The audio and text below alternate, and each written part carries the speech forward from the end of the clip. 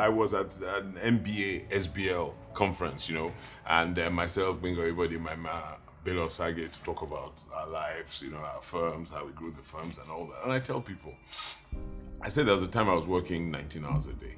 Wow. True. And my wife would bring my change of clothes. She'll bring sometimes I won't go home for 2-3 days. I'll shower in the office and I'll continue. Now, I know it's difficult for people to contemplate that and to think they want to live a life like that, And my daughter even actually told me, Daddy, I don't want to live that kind of life. But that's what I wanted. I wanted to be a good lawyer. I wanted to be successful. And more importantly, I also wanted to build a firm that will outlive me and will sustain. That other people will be better than me in the firm and take to greater heights. So to do that, you needed to work so hard that it'll hurt.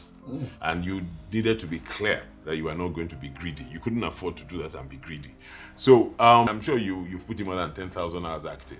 And to be a great actor as you are, there's the 10,000 hour rule.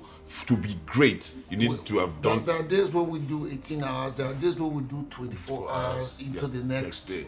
The years. And let me tell you something. There's no truly successful man or woman person. There's no truly successful person that hasn't put in the hours. None.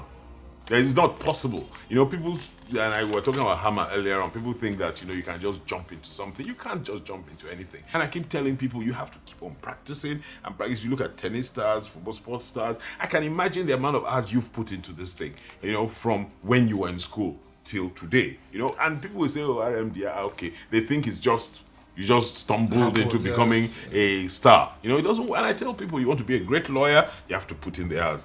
Particularly in your younger days as a lawyer. When you start your first 5, 6, 7 years as a lawyer, you really will work until it hurts.